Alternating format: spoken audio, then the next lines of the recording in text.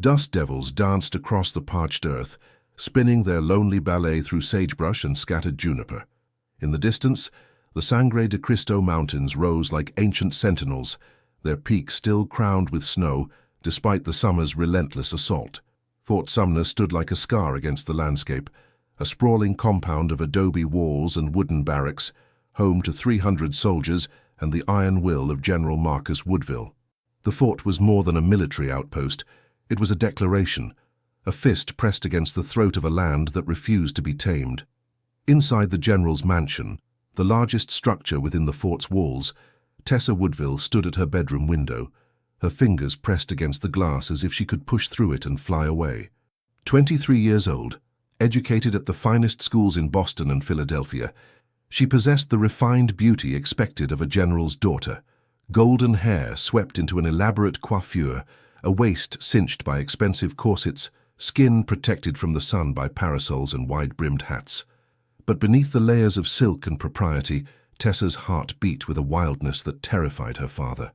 "Miss Tessa, your father expects you for tea in 30 minutes.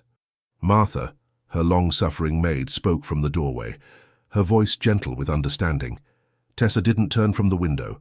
Beyond the fort's walls, the land stretched endlessly, broken only by mesas and canyons that held secrets she desperately wanted to discover. "Tell him I have a headache. I told him that yesterday, miss, and the day before." A smile ghosted across Tessa's lips. "You're a terrible liar, Martha. I appreciate the effort." "He's arranging another introduction," Martha said quietly. "Colonel Patterson's son arrived from Washington this morning."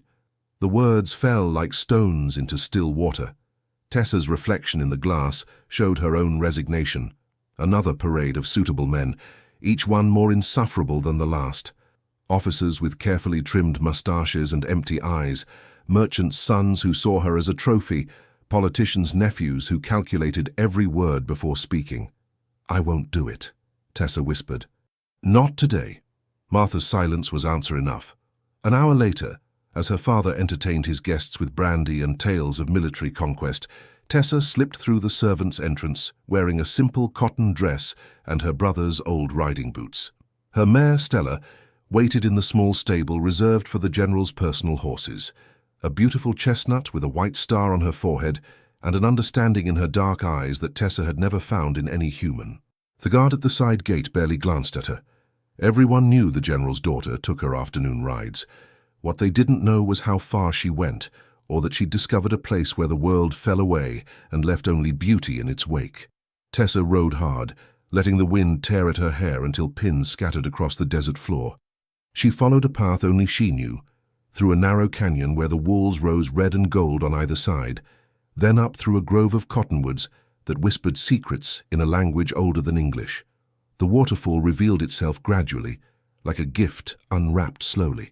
First came the sound, a distant murmur that grew to a roar, then the coolness in the air, blessed relief from the desert heat. Finally the sight itself, water cascading 30 feet from a stone ledge into a pool so clear she could see every pebble on the bottom. This was Tessa's sanctuary. She had discovered it 6 months ago during one of her increasingly desperate escapes, and she'd told no one. Not Martha, not the other officers' daughters who occasionally invited her to their tedious tea parties, certainly not her father.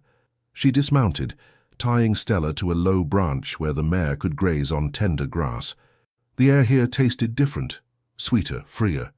Tessa pulled off her boots, then hesitated only a moment before unbuttoning her dress. Propriety had no place here. There was no one to see, no one to judge. The water embraced her like a blessing, cold enough to make her gasp, but perfect after the day's heat. She dove under, opening her eyes to watch sunlight dance through the ripples above. When she surfaced, she floated on her back, staring at the sky and imagining a life beyond fort walls and arranged marriages. She didn't know she was being watched. Hawk had seen her before. 3 times now, this white woman had come to the waterfall, his waterfall, the sacred place where his mother had brought him as a child to teach him the old prayers. He should have been angry at the intrusion, should have driven her away, or reported her presence to the other Apache scouts who still moved freely through these mountains, despite the soldiers' attempts to control every inch of territory. But something stopped him each time. He watched from his position in the rocks above, hidden behind a screen of juniper branches. She moved through the water with unself-conscious grace, her golden hair spreading around her like sunlight made tangible. Most white women he'd encountered were stiff, frightened creatures who flinched at shadows and clutched their skirts as if modesty were armor. This one was different. Hawk was 30 years old, considered young for a war leader but already legendary among his people. They called him Nashoba, Wolf, for his ability to move unseen through any terrain, to strike without warning, and vanish like smoke. The soldiers had their own name for him, Ghost Hawk, the Apache warrior who couldn't be caught or killed. He was beautiful in the way desert predators are beautiful, all lean muscle and lethal grace. His hair fell past his shoulders, black as midnight and bound back with a strip of leather. His face was all sharp angles and fierce pride, marked by a thin scar that ran from his left temple to his jaw, a gift from a cavalry saber during a raid 2 years ago. He wore simple buckskin leggings and a vest, his feet encased in knee-high moccasins that allowed him to run for hours across terrain that would destroy an ordinary man. At his hip hung a knife with a bone handle, its blade honed to razor sharpness. A rifle lay beside him, taken from a soldier who no longer needed it. Hawk told himself he stayed to ensure she didn't discover the narrow cave entrance behind the waterfall, a secret passage his people had used for generations. He told himself he was simply being cautious, watching a potential threat, but he knew he was lying. There was something about her that called to something in him, some part of his spirit that recognized hers despite every difference between them. It disturbed him more than he wanted to admit. She climbed out of the water onto a flat rock, wringing out her hair. Droplets caught the light, creating momentary rainbows. She tilted her face to the sun, and Hawk saw something in her expression that shocked him, the same desperate hunger for freedom that lived in his own chest. He should leave, should return to his camp in the high mountains where his band waited for news of soldier movements, should forget this white woman existed. Instead, he shifted his weight, and a stone came loose beneath his foot. The sound was small, barely a click of rock against rock. But Tessa's head snapped up, her eyes scanning the canyon walls with sudden alertness. Hawk froze, but it was too late. Her gaze found him, locked with his across 30 feet of empty air. Time stopped. Tessa's breath caught in her throat. She'd heard the stories, of course. Every person at the fort knew about the Apache warriors who still resisted, who struck without warning and vanished into the mountains. She'd seen the fear in soldiers' eyes when they returned from patrols, seen the way they jumped at shadows. But no story had prepared her for this. The man standing above her was magnificent. There was no other word. The afternoon sun turned his skin to burnished copper, highlighted the powerful lines of his body. But it was his face that held her captive, fierce and proud, with eyes so dark they seemed to hold all the mysteries of the desert night. They should both have moved. She should have screamed, grabbed her clothes, run for her horse. He should have disappeared into the rocks, maintaining the invisibility that kept him alive in a land where soldiers hunted his people. Neither moved. "Don't be afraid," Hawk said finally. His English was accented but clear, his voice deep and rough like distant thunder. The words broke the spell. Tessa lunged for her dress, pulling it over her wet shift with shaking hands. Her fingers fumbled with buttons as she backed toward where Stella waited. "Stay away from me." Hawk descended from the rocks with liquid grace, moving like water flowing downhill. He made no threatening moves, but his very presence seemed to fill the space around them. "I've been here 3 times when you came. If I wanted to harm you, I would have done it already." Something in his words, or perhaps in his tone, made Tessa pause. She looked at him properly now, no longer seeing just an Apache warrior but an individual person. His face showed intelligence and something else, curiosity perhaps, and beneath that, a loneliness that mirrored her own. "You've been watching me." The words came out more breathless than accusing. "This is a sacred place for my people. I come here to think." He took another step closer, and Tessa noticed he moved with his hands visible, clearly showing he held no weapon. "You're the general's daughter, Tessa Woodville." Hearing her name on his lips sent a strange shiver down her spine. "You know who I am?" "Everyone knows who you are. The beautiful bird in the golden cage." His eyes held hers. "But you fly here sometimes. Why?" The question was so unexpected, so direct that Tessa answered honestly. Because I can breathe here. Because for a few hours, I'm not anyone's daughter or anyone's future wife. I'm just myself. Something shifted in Hawk's expression, a recognition, a understanding. I know that feeling. Do you? Tessa heard the skepticism in her own voice. You're free. You go where you want. Do what you want. A bitter smile touched his lips. Am I? I'm a war leader. My people depend on me. Every decision I make means life or death for someone.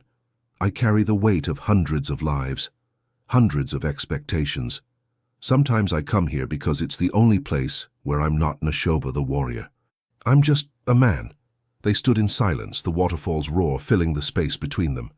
Tessa knew she should leave, knew that every moment she spent here increased the danger for both of them, but her feet refused to move.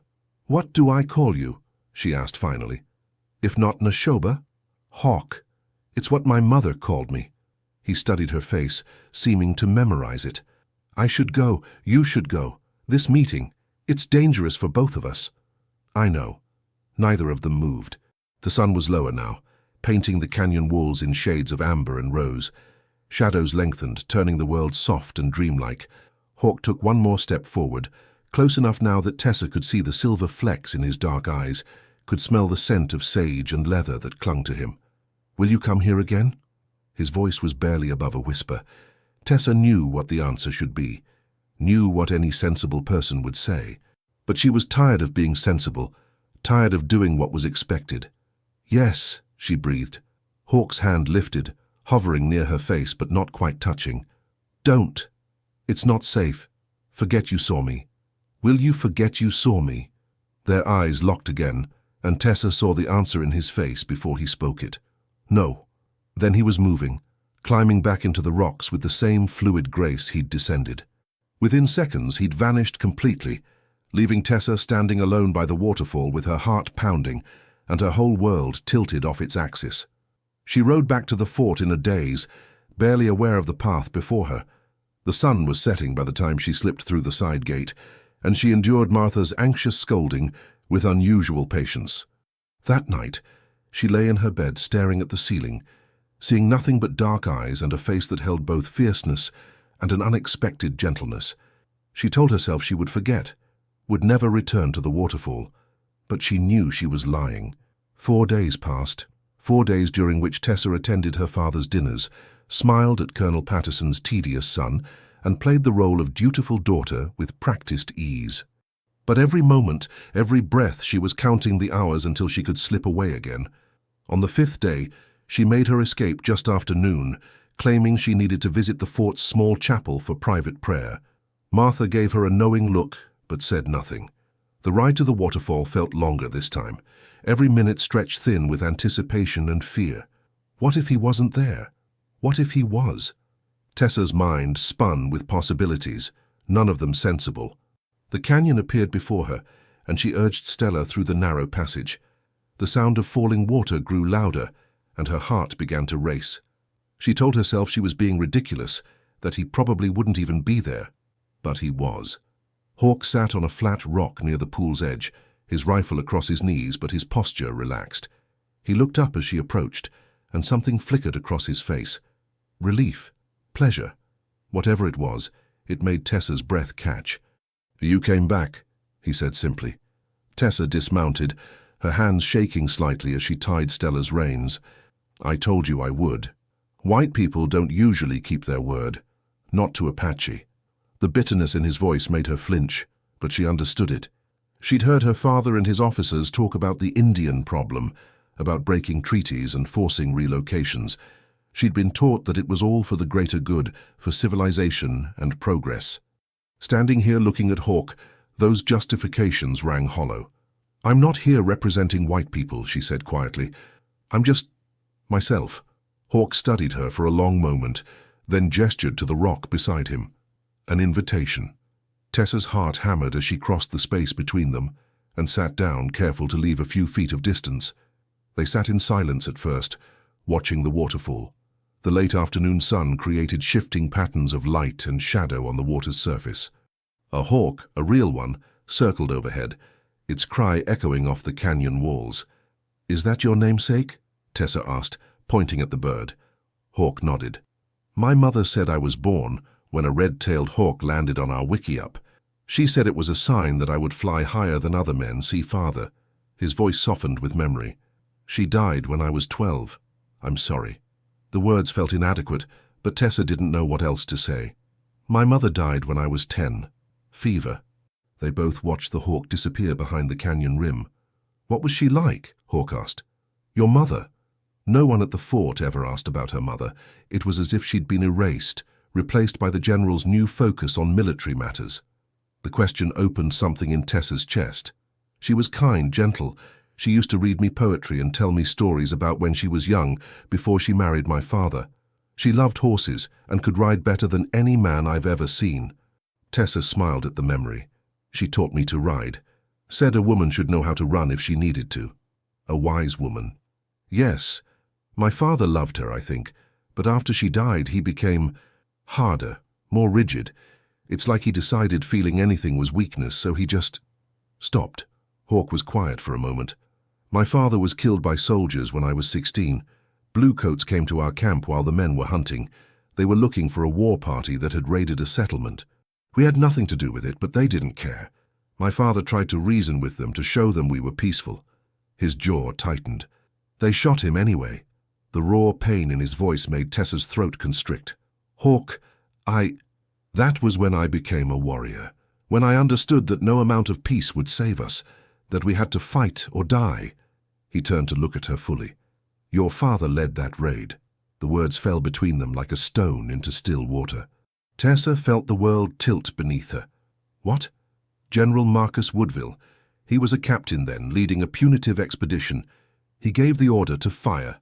Hawk's voice was flat, factual. "I was there. I saw him." Tessa's hands had gone numb. She thought of her father, cold, distant, but still her father.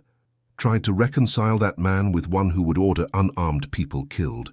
Found, horrifyingly, that she could. "Why are you telling me this?" Her voice came out barely above a whisper. "Because you should know who your father is. And because—" Hawk's hand moved, hovering near hers on the rock between them. "I want there to be truth between us, even if there can't be anything else."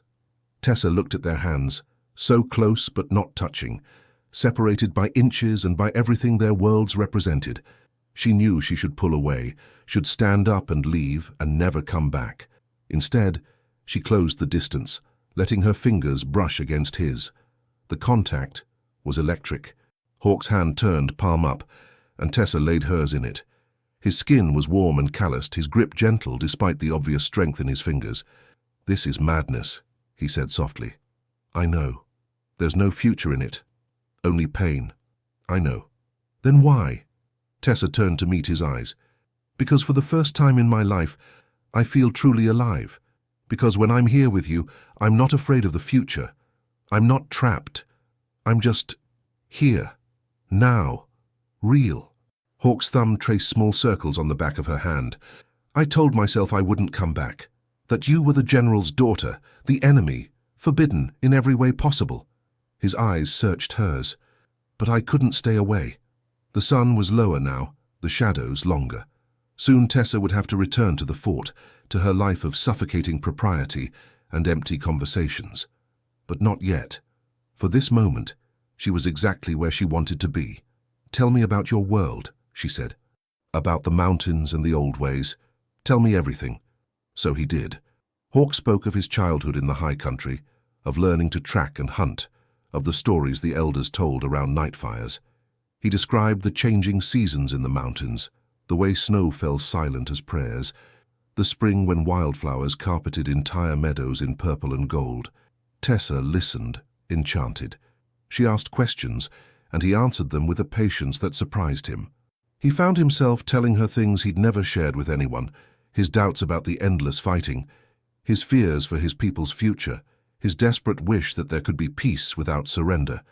In turn, she told him about her suffocating life at the fort, about the expectations that pressed down on her like physical weight.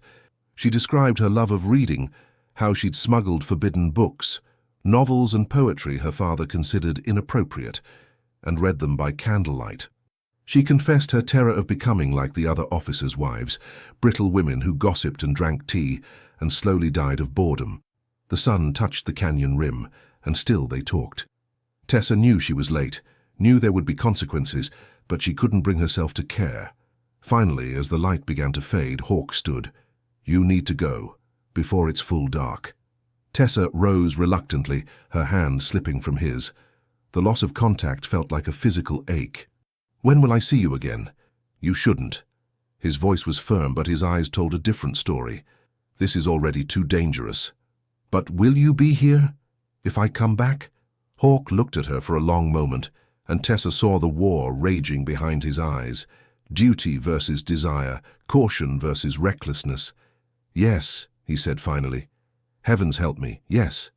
Tessa smiled, a real smile, the first genuine one she'd worn in weeks.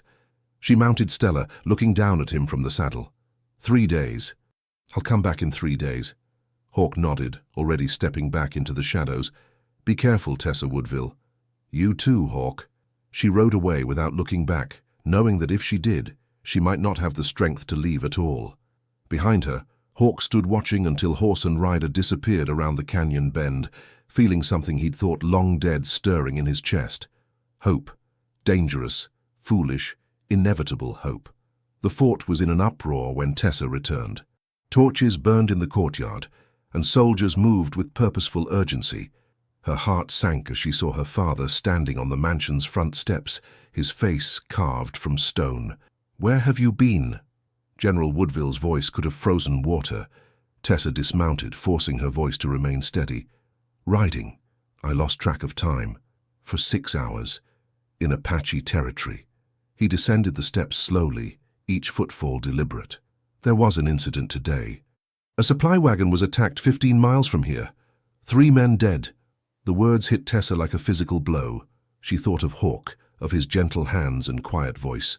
Tried to reconcile that man with one who would kill soldiers. Found, disturbingly, that she could understand both versions of him, just as she was beginning to understand the complexity of this war that wasn't really a war. This conflict where everyone believed themselves to be defending their right to exist. "I was perfectly safe, Father. I stayed away from the roads. You will not leave the fort again without an armed escort." His tone brooked no argument. "Do you understand me, Tessa?" "Not for any reason." For once, Tessa didn't fight. She nodded meekly, accepting his anger, and escaped to her room as quickly as possible. Only once she was alone did she allow herself to shake. 3 men dead. 3 soldiers with families, perhaps. Or perhaps men like her father. Hard men who'd done hard things in the name of duty. She didn't know which truth was worse. Martha brought dinner to her room, along with a knowing look. "Your father's posted guards at all the gates. You won't be slipping out again any time soon." "I know." "Miss Tessa—" Martha hesitated, then sat on the edge of the bed.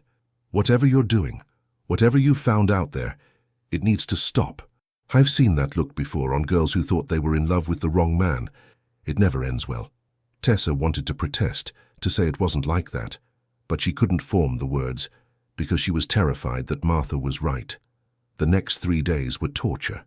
Tessa went through the motions of daily life, smiling at her father's guests, attending the commander's dinner, suffering through an excruciating conversation with Colonel Patterson's son, who seemed to think discussing military strategy was appropriate courting behavior.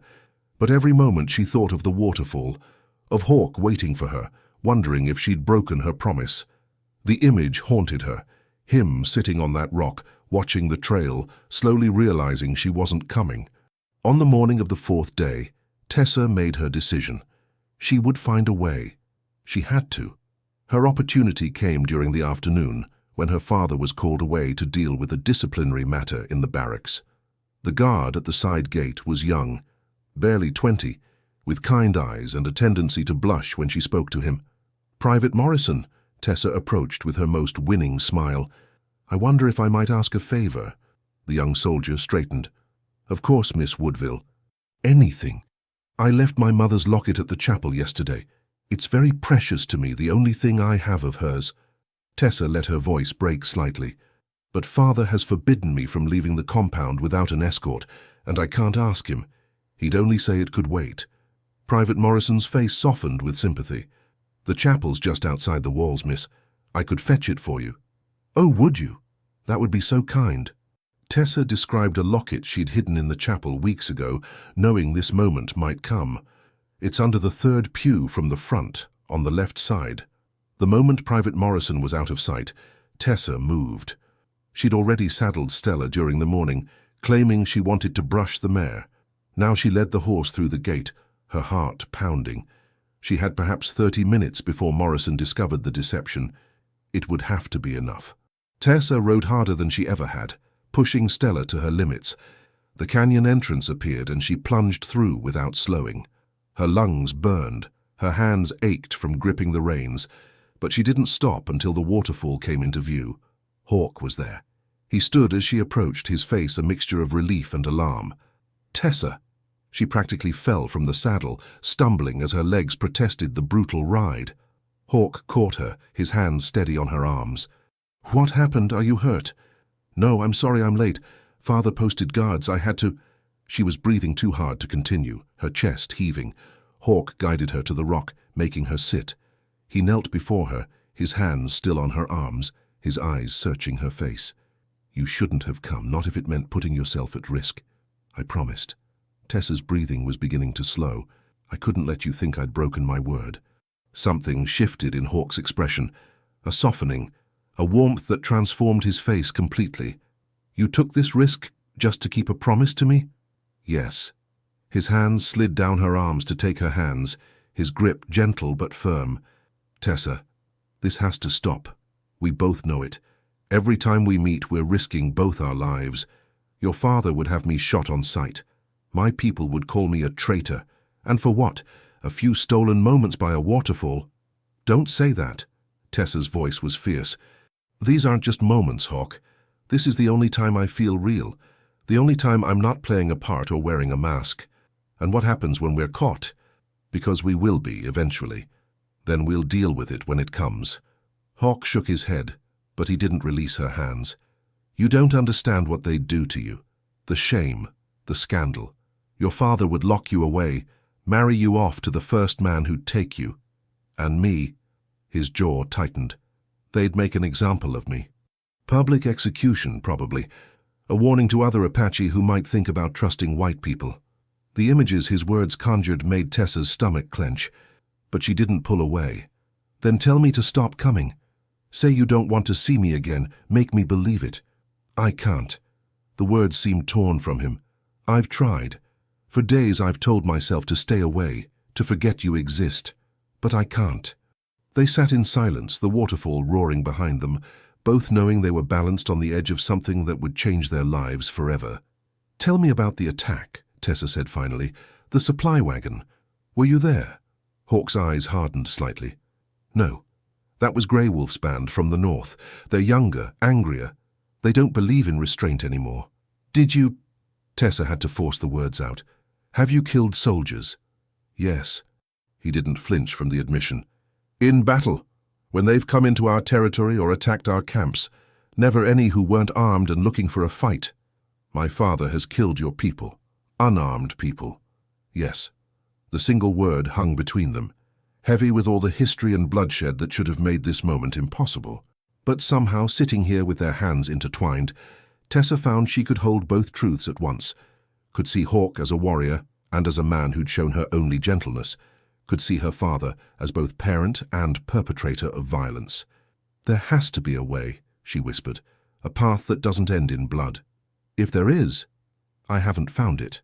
Hawk's thumb traced patterns on her palm. "But I want to. For the first time in years, I want to believe in something other than endless war." The sun was moving toward the horizon, and Tessa knew her time was running out, but she couldn't bring herself to leave. Not yet. "Tell me something," she said. "Something true. Something you've never told anyone." Hawk considered her request, his dark eyes thoughtful. When he spoke, his voice was so quiet she had to lean in to hear him. "I'm tired of fighting, tired of watching my people die, tired of being afraid that every sunrise might be my last. I'm 30 years old and I feel ancient. Sometimes I dream of a different life, a simple one where I could wake up in the same place every morning, where the biggest worry would be whether there's enough firewood for winter. His words pierced Tessa's heart. She squeezed his hands. I dream of that too, a small house somewhere with windows I could leave open, a garden, books, peace. We're both dreamers then, foolish dreamers. Perhaps. Tessa managed to smile. But perhaps dreaming is the bravest thing we can do. Hawk lifted one hand to her face, his fingers tracing the line of her jaw with infinite gentleness. You're like no one I've ever met, Tessa Woodville. White, Apache, man, woman, no one. You're singular. The touch sent shivers down her spine. Tessa turned her face into his palm, her eyes closing. As are you. When she opened her eyes again, his face was closer. She could see the silver flecks in his dark irises, could count his eyelashes. His breath was warm on her lips. We shouldn't, he murmured, even as his other hand came up to cradle her face. I know. This will only make everything harder. I know. But neither of them pulled away. The moment stretched, taut as a bowstring, until finally Tessa never knew which of them moved first. Their lips met. The kiss was soft at first, tentative, both of them aware they were crossing a line that could never be uncrossed. But then Hawk's hands tightened in her hair, and Tessa's arms wound around his neck, and gentleness gave way to something fiercer, more desperate. This was more than attraction, more than rebellion or escape. This was recognition, two souls finding their mirror in the most impossible place. When they finally broke apart, both were breathing hard. Hawk rested his forehead against hers, his eyes closed. This changes everything. Yes. I don't know how to protect you. Don't know how to make this right. Tessa pulled back enough to meet his eyes. Then don't. Don't try to plan or protect or fix. Just be here with me, for as long as we can. Hawk searched her face, and Tessa saw the moment he surrendered, saw the war leader give way to the man beneath, the one who'd been alone too long and wanted desperately to believe in something good. I need to tell you something, he said finally, and you need to listen, truly listen. Tessa nodded, her heart beginning to race again. My people are planning something, a last stand of sorts. There are bands gathering in the high country, Apache from different tribes, united in a way we haven't been in years. They're talking about a coordinated attack on the forts, including yours. The words hit Tessa like ice water. When? I don't know. Weeks, maybe a month. The councils are still meeting. Hawk's hands gripped her shoulders. I'm telling you this because I need you to be ready. Need you to have an escape plan if things go wrong. You're part of it, Tessa asked, even though she already knew the answer. The planning. I'm a war leader. They expect me to be. His voice was heavy. But my heart's not in it anymore, not since... He broke off, but his eyes told her what his words didn't. Not since you. Tessa felt the weight of impossible choices pressing down on her. If she told her father what Hawk had revealed, she could save lives, soldier lives. But she would be condemning Hawk and his people to death or imprisonment. If she stayed silent, men at the fort might die. Men she knew, who'd been kind to her. There was no right answer, no choice that wouldn't stain her soul. Don't tell your father, Hawk said, reading her face. I shouldn't have told you at all. I just needed you to know, to be prepared. How can I not tell him? People will die. People are already dying, have been dying for decades. This war didn't start with one battle, and it won't end with one either. Hawk's voice was bitter. Your father's soldiers have killed dozens of my people. Women, children, elders. You think Apache attacks happen in a vacuum? We're fighting for our survival. Tessa wanted to argue, to defend her father and his men. But she couldn't. Not when she knew, deep in her bones, that Hawk was right.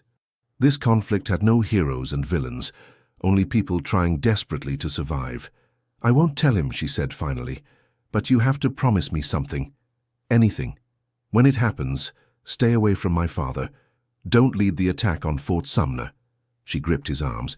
Please, Hawk, I can't lose you, and I can't watch you kill my father or watch him kill you. Hawk's jaw tightened, but finally he nodded. I'll speak to the other leaders. Try to convince them to focus elsewhere. It wasn't enough, couldn't be enough, but it was all they had. The sun was touching the canyon rim now, painting everything in shades of crimson and gold. Tessa knew she'd already been gone too long, that there would be consequences waiting at the fort. But she couldn't bring herself to care. I have to go, she said reluctantly. I know. But instead of pulling away, Hawk drew her close again, his arms wrapping around her. Tessa buried her face in his shoulder, breathing in the scent of sage and leather, and something uniquely him. She felt his lips press against her hair, felt the tremor that ran through his body. "Be careful," he whispered. "Be so careful, my beautiful dreamer. You too." Tessa pulled back enough to kiss him again, this time slow and deep, trying to memorize the taste of him, the feel of his hands in her hair. When they finally broke apart, the last light was fading from the sky. Tessa forced herself to stand, to mount Stella, to turn the horse toward home. At the canyon entrance, she looked back. Hawk stood by the waterfall, his hand raised in farewell. The dying light turned him into a shadow, a ghost, a dream she might have imagined. But Tessa knew he was real, knew that everything between them was real, no matter how impossible. She rode back to face whatever punishment waited, her lips still tingling from his kiss, and her heart full of a wild, terrifying hope. The consequences were severe. General Woodville confined Tessa to her room for a week, posting a guard outside her door. Colonel Patterson's son was politely informed that Miss Woodville was indisposed. The fort buzzed with speculation, some saying the general's daughter had taken ill, others whispering more scandalous theories. Tessa endured it all with surprising calm. Let them whisper, let them wonder. She had a secret that burned in her chest like a flame, warming her even in her captivity. She'd found something worth fighting for, someone worth any price. And she wasn't giving that up without a battle of her own. 3 weeks.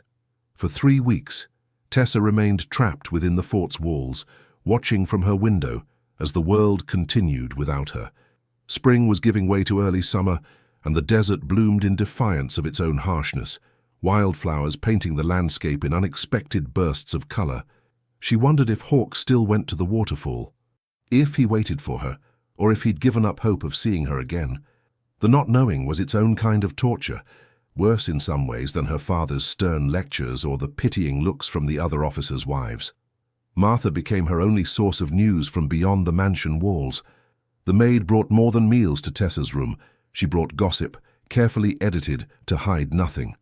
"More patrols going out," Martha said one afternoon, setting down a tea tray. "Your father's convinced there's going to be an attack. He's tripled the guards, brought in reinforcements from Fort Stanton."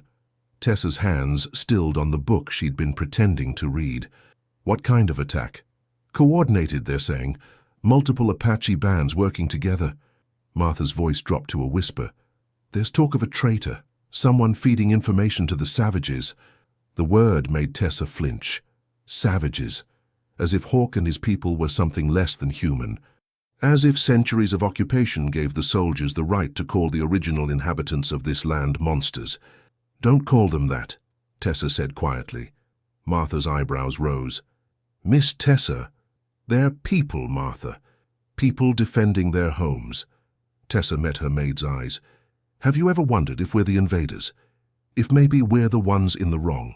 The older woman's face paled. "You can't say such things. If anyone heard—" "I know. I'm sorry." Tessa rubbed her temples, exhaustion washing over her. "I'm going mad in here, that's all." But Martha studied her with new understanding, her eyes sharp. "It's not madness making you talk like that. It's something else. Someone else." Tessa's silence was answer enough.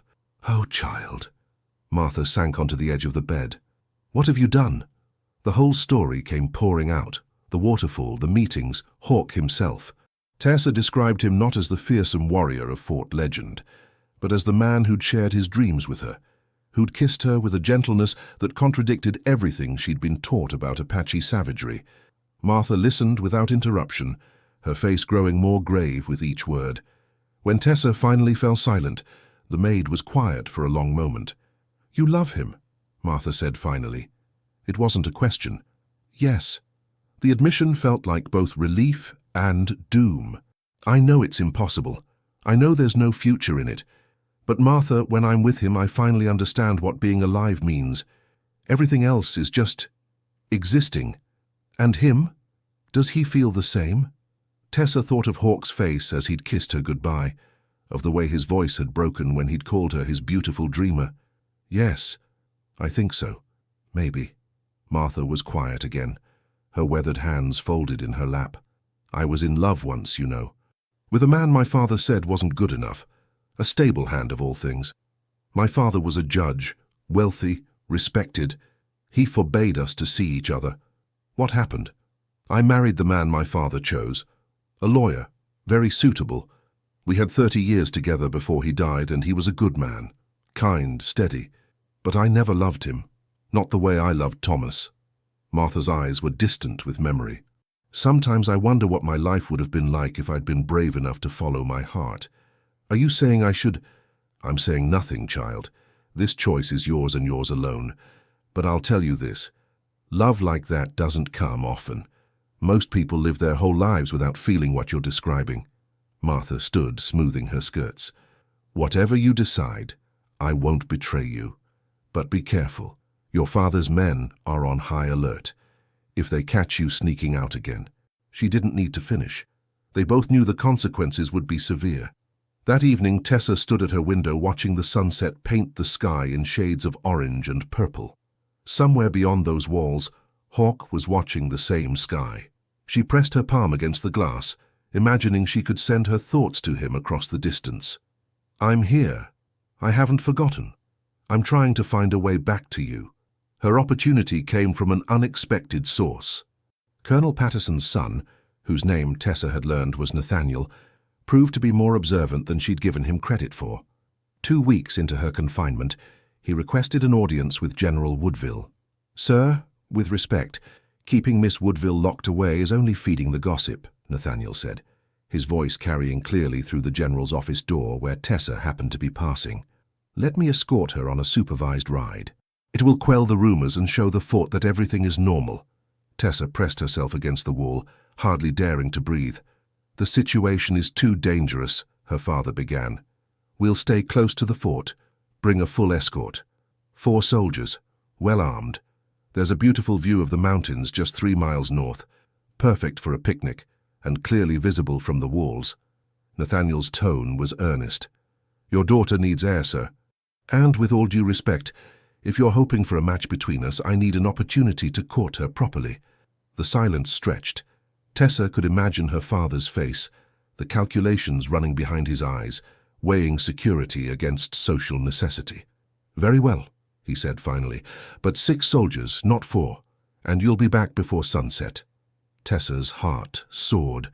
A supervised ride was hardly the freedom she craved, but it was something. A crack in the prison walls. The next morning she dressed carefully in her riding habit, her mind already planning.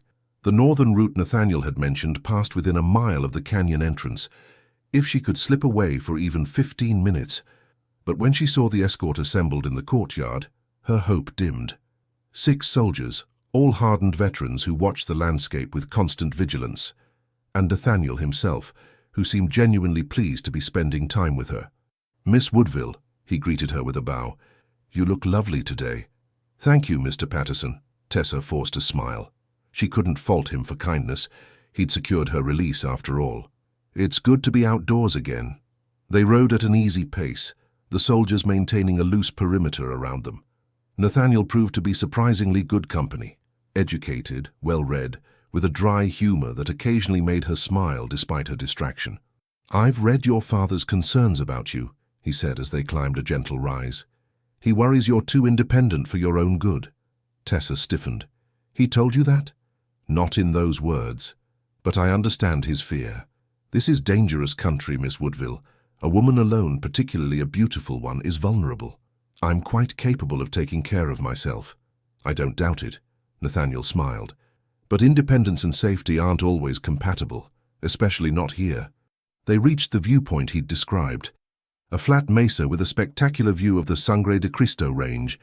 The mountains rose like ancient gods against the sky, their peaks still touched with snow despite the summer heat. While the soldiers set up a simple picnic and kept watch, Nathaniel helped Tessa dismount. "Beautiful, isn't it?" "Yes." But Tessa wasn't looking at the mountains. Her eyes were on the landscape below, searching for the canyon entrance. It was there, perhaps a mile distant, a shadow in the earth that most people would never notice. Was Hawk down there? Could he see them from the rocks? "Miss Woodville?" Nathaniel's voice recalled her attention. "You seem distracted. Forgive me. I'm just grateful to be outside again." They sat on a blanket, and Nathaniel poured wine with practiced elegance. He talked about Washington, about his plans for the future, about the civilizing work the army was doing in the territories. Tessa made appropriate responses while her mind raced. The soldiers were relaxed, confident. They saw this as a simple escort duty, nothing dangerous. The open mesa offered clear sightlines in all directions, no chance of ambush. But that also meant no chance of slipping away unnoticed. Tessa was contemplating excuses, perhaps claiming she needed privacy for a delicate female matter, when one of the soldiers called out, "Movement in the rocks, southwest quadrant." Instantly, all 6 men had weapons drawn. Nathaniel pulled Tessa behind him, his own revolver appearing as if by magic. "Get the lady mounted." "Wait!" Tessa tried to see past the soldiers, her heart hammering. It might be nothing, but it wasn't nothing. 3 Apache warriors emerged from the rocks below, their hands raised in what might have been peace or might have been mockery. They were too far away to identify clearly, but Tessa strained her eyes, searching for Hawk's distinctive height and bearing. "Hold fire!" Nathaniel commanded, though his weapon remained trained on the warriors. "They're not attacking." "Yet," one of the soldiers muttered. The Apache remained still, watching the group on the mesa. Then, with deliberate slowness, they retreated back into the rocks and vanished. "We're leaving," Nathaniel said firmly. "Now." The ride back was tense, all of them expecting an ambush that never came. When they finally reached the fort's gates, Tessa felt simultaneously relieved and disappointed. She'd been outside the walls, but no closer to Hawk. That night, lying in her bed, she replayed the moment over and over. Had one of those warriors been Hawk? Had he seen her, recognized her despite the distance? Or was he somewhere else entirely, believing she'd abandoned him? The uncertainty was agony. 3 days later, Martha brought news that changed everything. "There was an incident last night," she said quietly, helping Tessa dress. "A sentry on the east wall was found unconscious. When he woke, he claimed an Apache had knocked him out, but left him alive. Left something, too." Tessa's hands stilled on her buttons. "What kind of something?" Martha reached into her apron pocket and pulled out a small object wrapped in leather. "This. He said it was lying on his chest when he came to. The captain took it, but I saw it first." She unfolded the leather to reveal a small carved bird, a hawk, its wings spread in flight. The workmanship was exquisite, each feather detailed with patient precision. Tessa's breath caught. She reached for it, then stopped herself. "Why are you showing me this?" "Because carved on the bottom is a single word. Woodville." Martha's eyes met hers. "He's trying to reach you." Tessa took the carving with shaking hands. On the base, scratched in careful letters, was indeed her surname. But there was something else too, a pattern of notches along one wing. 7 deep marks, then 3 shallow ones, 7 days and 3 hours. Was he telling her when to meet him? "Your father has it now," Martha continued. "He's convinced it's some kind of threat. He's doubling guards again, restricting all movement after sunset." 7 days from when?" Tessa asked urgently. "When did this happen?" 2 nights ago. 5 days then. 5 days to figure out how to escape a fort on high alert and reach the waterfall. It was impossible. Tessa stared at the tiny carved hawk, running her thumb over its smooth surface. Hawk had risked everything to send her this message, had knocked out a sentry, had infiltrated the fort itself. If he'd been caught, he would have been killed on sight. He was risking everything for her. Could she do less? "I need your help," she told Martha quietly. "I know." The older woman's face was resigned but determined. "Tell me what you need." The plan was simple, which meant it was probably foolish, but Tessa had run out of options. On the 5th night, she complained of a severe headache and retired early. Martha helped her into bed, making a show of concern that any guard might observe through the partially open door. Once darkness fell completely, the maid brought a sleeping draught, or rather, a cup that smelled of the herbs used in such draughts. "Drink this, Miss Tessa," Martha said loudly. "It will help you rest." Tessa drank the harmless tea, then settled into bed. Martha blew out the candles and left, closing the door behind her. The guard outside, a young private named Chen, had been on duty since before sunset and would be there until midnight. Tessa waited an hour, lying still and breathing deeply as if asleep. Then, moving with infinite care, she rose and began to dress. Not in her usual riding habit, but in a simple cotton dress and her brother's old boots. She tied her hair back in a plain braid and wrapped a dark shawl around her shoulders. The window was her only exit. It opened onto the mansion's side garden, which butted against the fort's inner wall. The wall was 15 feet high, impossible to climb without assistance. But Tessa had assistance, or rather, she'd made assistance. Over the past 3 days, she'd stolen rope from the supply warehouse during her closely monitored walks, hiding it in segments under loose floorboards in her room. Now she tied the pieces together with knots her mother had taught her years ago, sailing knots designed to hold under strain. The window opened silently. She'd been oiling the hinges with butter stolen from her dinner trays. Tessa lowered the rope, securing one end to the heavy bed frame. The other end disappeared into darkness below. She was halfway out the window when she heard voices. "Strange movement in the garden. Better check it out." Tessa froze, her heart hammering. The rope swayed beneath her weight. If she climbed back up, the rope would be discovered. If she continued down, she might be caught. She continued down. The rope burned her palms as she descended faster than was safe. 6 feet from the ground, her hands slipped. She fell, landing hard enough to knock the breath from her lungs. Stars exploded across her vision. "Move. Get up. Move." Tessa forced herself to her feet, ignoring the pain in her ankle. The garden was small, but well planted, offering some concealment. She duck-walked between rose bushes, thorns catching at her dress. There, by the roses. A lantern appeared at the garden's entrance. Tessa pressed herself against the wall, making herself as small as possible. The light swept past her hiding place once, twice. The lantern moved away. Nothing here, must have been a cat. Tessa didn't allow herself to breathe until the voices faded completely. Then she moved along the wall, searching in the darkness for the spot Martha had described. There, a drainage grate rusted and loose. It was barely wide enough for a person to squeeze through, and it emptied into the fort's waste ditch on the other side of the wall. The smell was awful. Tessa didn't care. She pushed through the grate, scraping her arms and shoulders in her haste, and dropped into the shallow ditch beyond. She was outside the fort. The night air tasted of freedom. Tessa climbed out of the ditch and paused, orienting herself. The moon was high and bright, too bright for comfort. Anyone looking would be able to see her clearly. She ran anyway, keeping low, using every scrap of cover the terrain offered. Sage bushes, rock outcroppings, shadows. She moved from one to another like a ghost, her heart pounding so hard she feared it might burst. The canyon entrance appeared ahead. Tessa increased her pace despite the pain in her ankle. She was limping now, each step sending jolts of agony up her leg. It didn't matter. Nothing mattered except reaching the waterfall, except reaching him. The canyon walls rose around her, familiar and welcoming. The sound of falling water grew louder. Tessa rounded the final bend and stopped, gasping for breath. He was there. Hawk stood by the pool, his face turned toward the sound of her approach.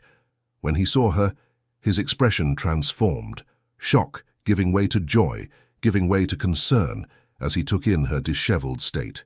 "Tessa!" She ran to him and he caught her, his arms closing around her like sanctuary. Tessa buried her face in his shoulder, her entire body shaking with reaction and relief, and something too big to name. "I'm here," she gasped. "I got your message. I'm here." Hawk held her so tightly she could barely breathe, his face pressed into her hair. "I didn't think you'd be able to come. I hoped, but I didn't dare believe. I'm here." She pulled back enough to see his face, her hands framing his jaw. "I'm here and I'm not leaving, not ever."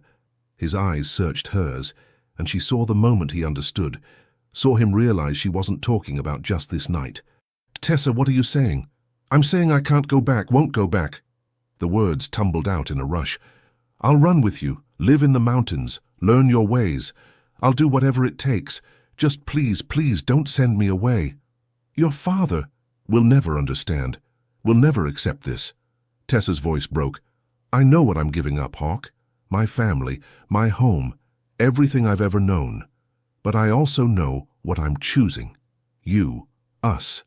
A chance at real freedom, real life." Hawk cupped her face in his hands, his thumbs wiping away tears she hadn't realized she was crying. "Do you understand what you're asking for? Life with the Apache is hard. We're constantly moving, constantly hunted. There's no luxury, no safety, no guarantee of tomorrow. I don't need luxury, I need you. You'll be seen as a traitor by your people. They'll hunt you as they hunt us. I know. There's no going back from this, no changing your mind. I know." Tessa pressed her forehead to his. "I've been a prisoner my whole life, Hawk. A beautiful, comfortable prisoner, but a prisoner nonetheless. You showed me what freedom feels like. How can you expect me to return to my cage?" Hawk was silent for a long moment, his eyes closed. When he spoke, his voice was rough with emotion. "I love you. I didn't want to. Tried to fight it. But I love you, Tessa Woodville. And I think I have since the first moment I saw you in this water." The words unlocked something in Tessa's chest. "I love you too, so much it terrifies me." Hawk kissed her then, deep and fierce and filled with all the desperation and hope they'd both been holding back.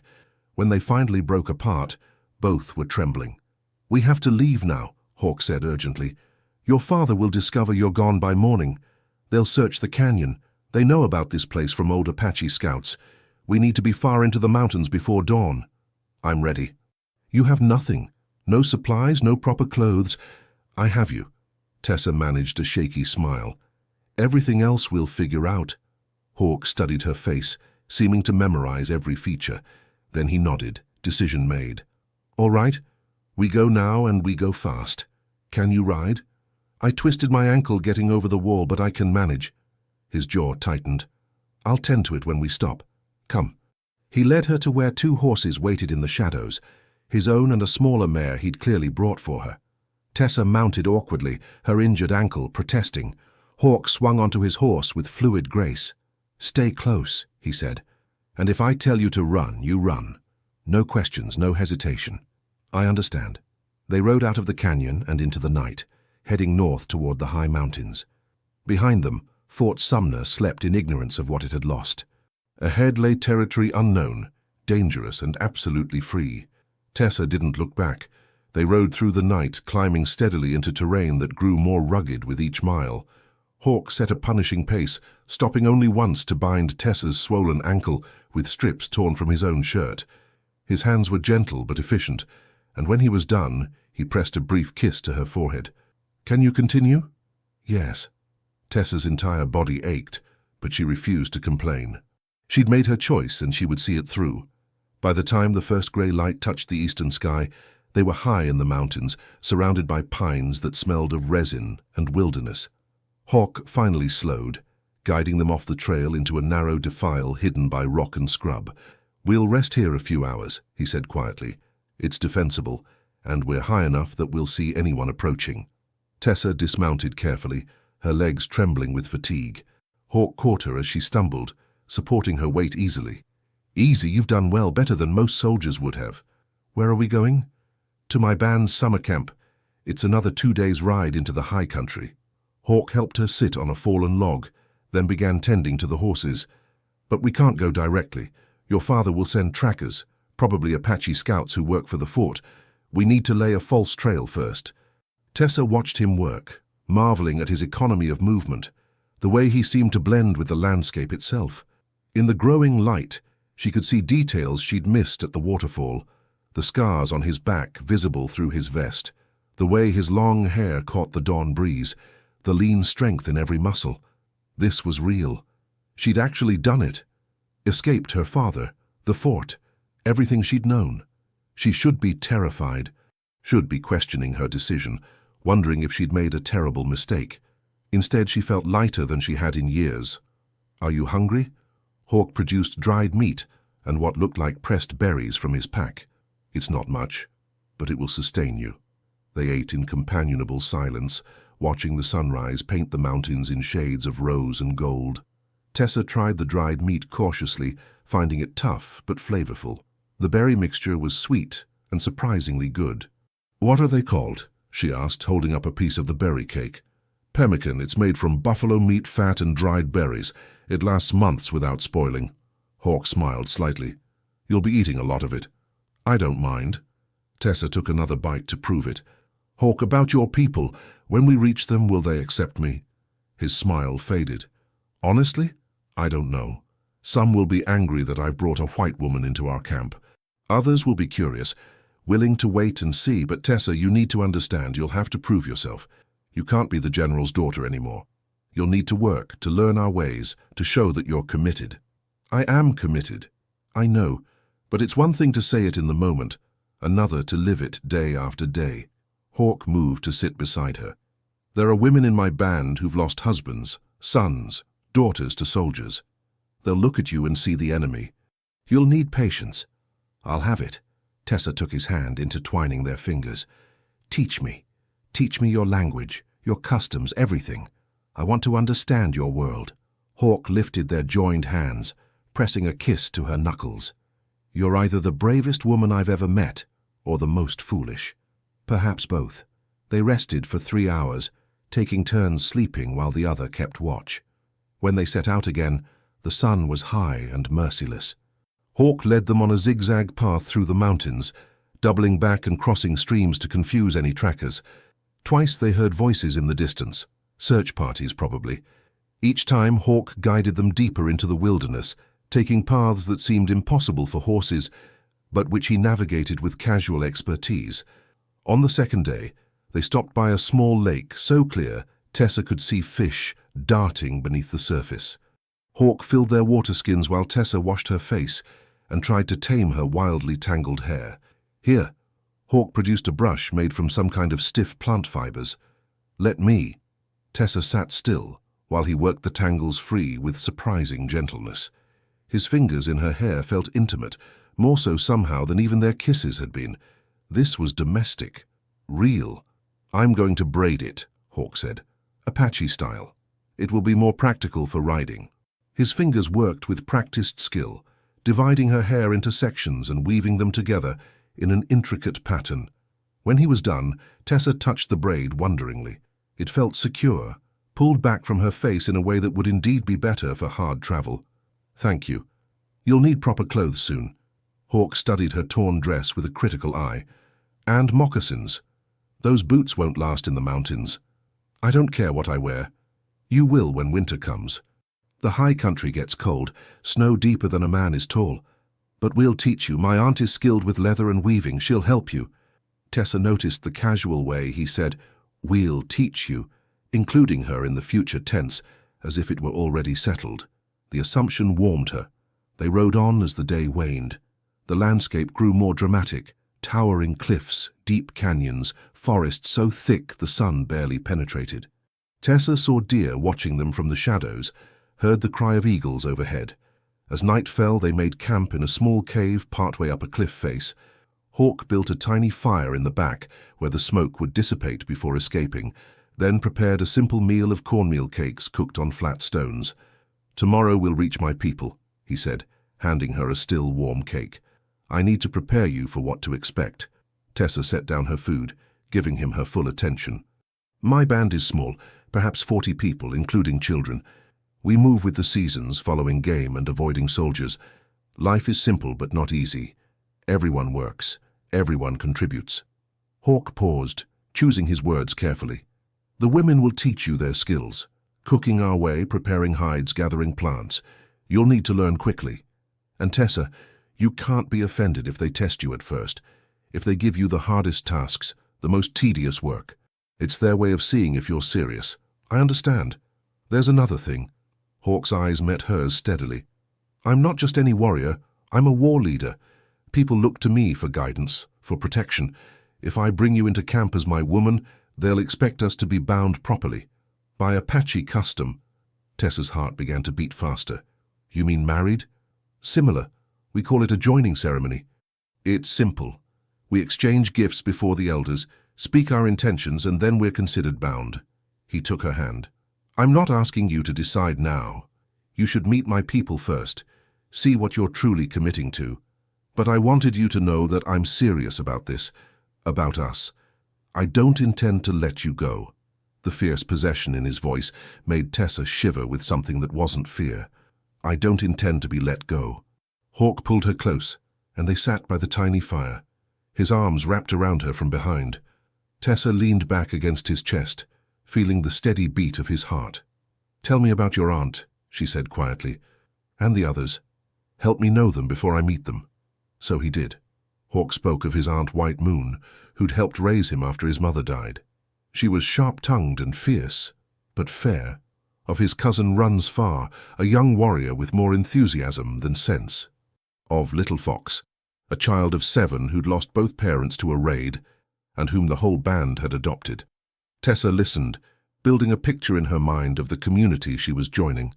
These weren't the faceless savages of fort legend. They were people. Complex, flawed, bound by love and duty and the desperate need to survive in a world that wanted them gone. "I'm afraid," she admitted finally. "Not of your people exactly, but of failing them. Of failing you. Then we'll be afraid together." Hawk turned her to face him. "Because I'm terrified too. Terrified that bringing you to my people will put them at risk. That your father will find you and kill anyone who helped hide you. That I'm being selfish, choosing my heart over their safety. Do you regret it?" "No." His answer was immediate. "I should, but I don't. Is that wrong?" Tessa thought of her father, of Martha, of the life she'd left behind. She should feel guilt, should mourn what she'd lost. But all she felt was relief and a wild, fierce joy. "If it is, then we're both wrong, and I don't care." They made love that night for the first time, on a blanket spread over the cave floor, with the fire casting dancing shadows on the stone walls. It was gentle and fierce by turns, both of them aware they were claiming each other in a way that went beyond words or vows. Afterward, Tessa lay in Hawk's arms, feeling the cool night air on her skin and listening to the distant cry of nightbirds. "I never imagined I could feel this way, this free, this real." "You are real." Hawk's hand traced patterns on her shoulder. "The most real thing I've ever known." They slept, tangled together, and Tessa's dreams were of flying, of soaring above mountains and canyons with nothing holding her down. The Apache camp revealed itself gradually as they descended from the high passes. First came the smell of smoke from cook fires, then the sound of children's laughter, then finally the sight of wickiups, dome-shaped dwellings covered in brush and hides, scattered among the pines. People stopped their work to watch as Hawk and Tessa rode in. Tessa felt the weight of dozens of eyes, saw suspicion and curiosity in equal measure. An older woman, White Moon, Tessa guessed from Hawk's description, stood with crossed arms, her weathered face expressionless. Hawk dismounted and helped Tessa down. He spoke in Apache, his voice carrying to the assembled crowd. Tessa understood nothing of the words, but she heard her own name, heard the tone of pride and challenge in his voice. White Moon responded, her voice sharp. An argument ensued, quick and heated. Other voices joined in, some angry, some questioning. Through it all, Hawk remained steady, his hand at Tessa's back a constant reassurance. Finally, an ancient man emerged from one of the larger wickiups. His hair was white as snow, his face a map of wrinkles, but his eyes were sharp and clear. Everyone fell silent as he approached. He studied Tessa for a long moment, then spoke to Hawk in a voice that rasped like wind through dry grass. Hawk responded, and the old man's eyebrows rose. He asked another question, listened to the answer, then, unexpectedly, laughed. The sound broke the tension. Others began to laugh as well, and White Moon's stern expression cracked into something that might have been amusement. "What did he say?" Tessa whispered. "He asked why I would bring the general's daughter to our camp. I told him because she chose us over him, which means she's smarter than any soldier." Hawk smiled. "He said anyone who would leave comfort for hardship must be either crazy or blessed, and blessed crazy people are good luck." The old man spoke again, gesturing toward Tessa with a gnarled hand. "He says you may stay, but you must prove yourself worthy. He's assigned you to White Moon's care. She'll teach you our ways." Hawk squeezed her hand.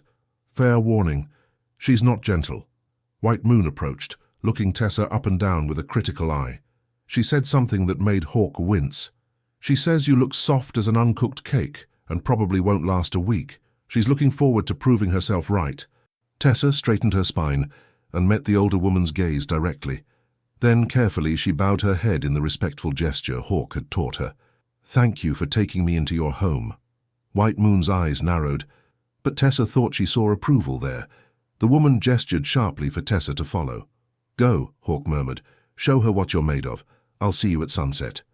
Tessa followed White Moon to a wickiup where several women sat working.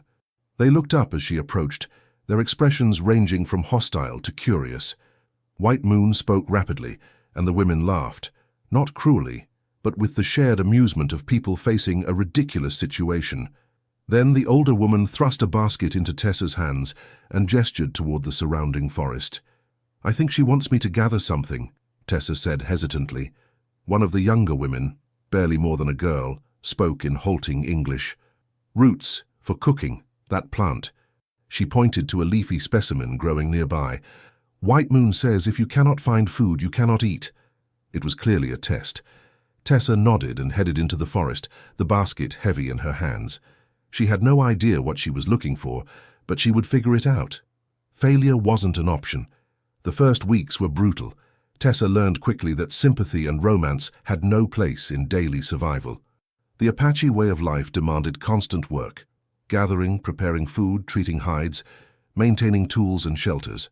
Every moment was filled with tasks that left her hands blistered and her back aching. White Moon was merciless. She demonstrated each task exactly once, then expected Tessa to perform it perfectly. When Tessa failed, and she failed often at first, the older woman would make disgusted sounds and assign her additional work. Scraping hides was torture. Tessa's soft hands, accustomed to needlepoint and piano keys, bled within days. Gathering firewood left splinters embedded in her palms. Cooking over an open fire meant constant minor burns, and all of it was done while trying to learn a language that seemed to have no logical structure whatsoever. But Tessa refused to quit. She watched the other women obsessively, memorizing their techniques. She practiced Apache words while she worked, earning patient corrections from the younger women and derisive snorts from White Moon. When her hands bled, she wrapped them and kept working. When her back screamed in protest, she ignored it. Hawk saw her struggle but couldn't intervene. Doing so would undermine her in the eyes of the band. He could only offer comfort at night, when they lay together in the small wickiup he'd built for them at the camp's edge. "You don't have to prove anything," he murmured one night, seeing the fresh blisters on her hands. "Yes, I do." Tessa's voice was hoarse with exhaustion. "Not to you, but to them, to myself. I need to know I can do this, that I didn't make a mistake." "Did you?" Hawk's fingers traced her face. "Make a mistake?" Tessa thought of the endless work, the suspicious stares, the constant struggle to communicate. Thought of White Moon's grudging approval when she'd finally managed to scrape a hide properly, of Little Fox's shy smile when Tessa had shared her meager dinner portion, of the sunrise over the mountains that she watched each morning in absolute freedom. "No," she said firmly. "No mistake, just growing pains." By the end of the second week, something shifted. Tessa successfully started a fire using the Apache method, striking flint against a special stone to create sparks that caught on dried grass. The women watching erupted in surprised approval, and even White Moon allowed a small smile. That evening, the old woman presented Tessa with a pair of moccasins, beautifully crafted, with intricate beadwork. "For the girl who doesn't quit," she said in halting English, "even when she should." Tears pricked Tessa's eyes. She accepted the gift with both hands, bowing her head in thanks. The third week brought new challenges. White Moon began teaching her about plants, which were edible, which had medicinal properties, which were poison. They would walk for hours through the mountains, the older woman pointing and naming while Tessa struggled to remember everything.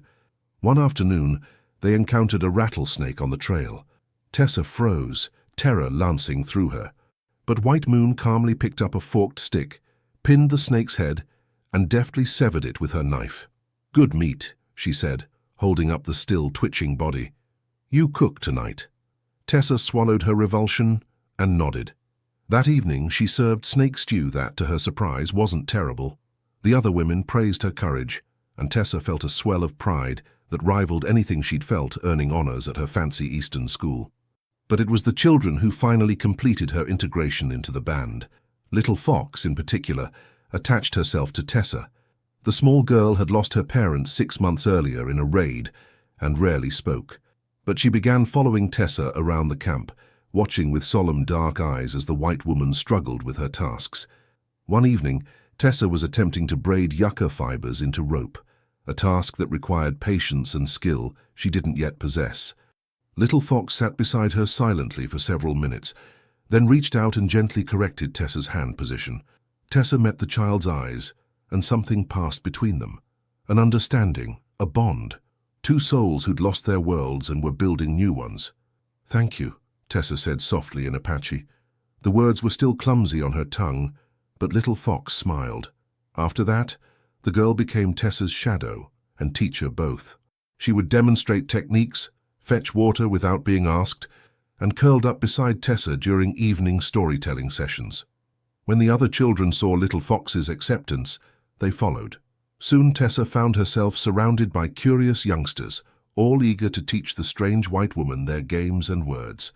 The fourth week, White Moon declared Tessa ready to learn riding, Apache style. "You ride like white woman," the elder said with disdain.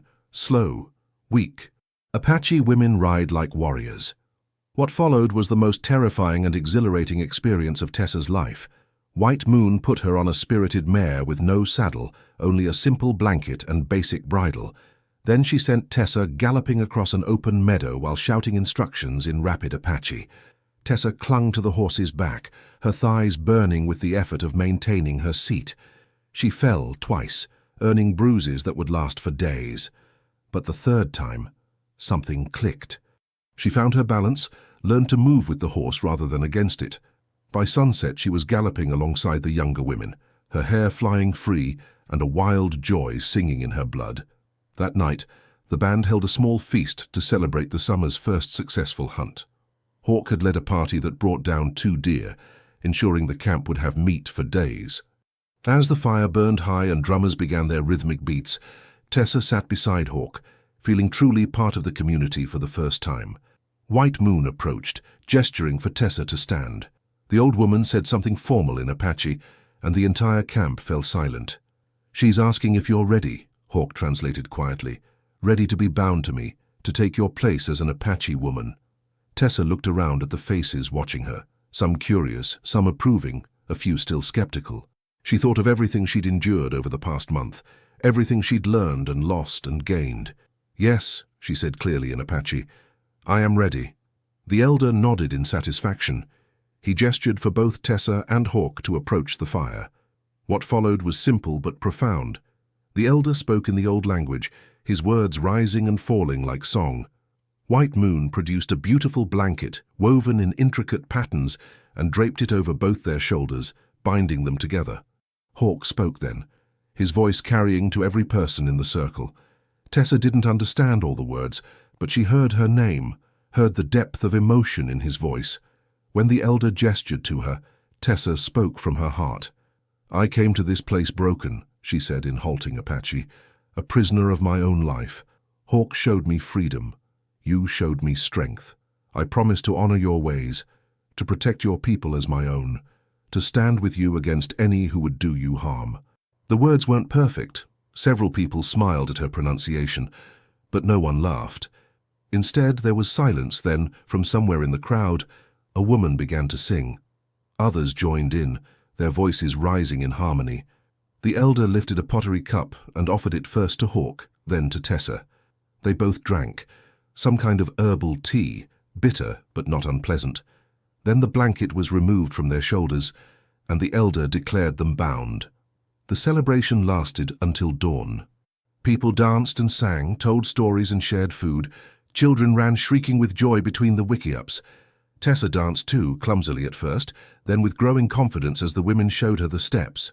When she was breathless and laughing, Hawk pulled her aside.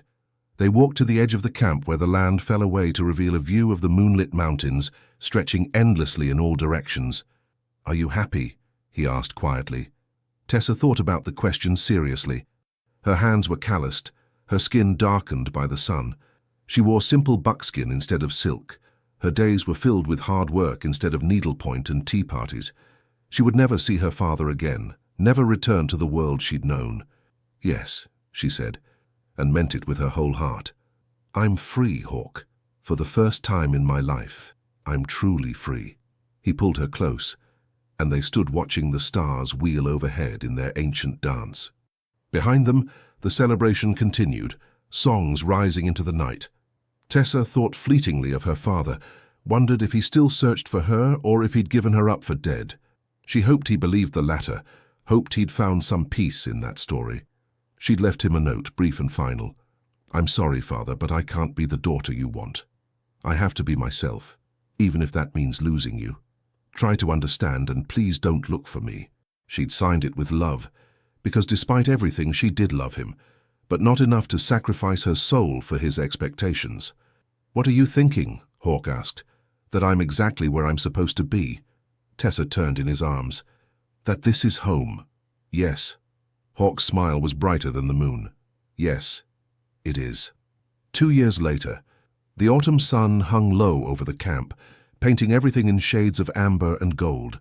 Tessa, now known to the band as Soaring Bird for her fearless riding, sat outside her wickiup working on a new pair of moccasins.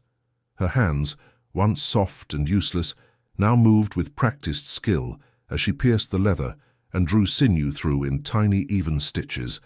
Little Fox, now 9 and chattering constantly, sat beside her demonstrating beadwork patterns.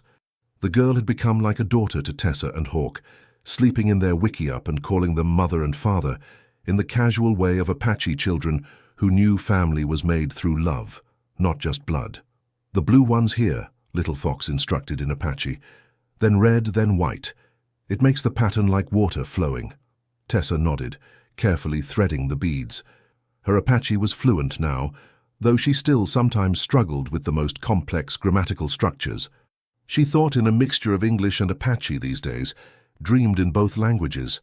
The sound of horses made her look up. Hawk was returning from a hunting trip with several other men. They'd been gone 3 days, ranging far into the high country. His face broke into a smile when he saw her, and Tessa felt the familiar flutter in her chest that 2 years together had done nothing to diminish.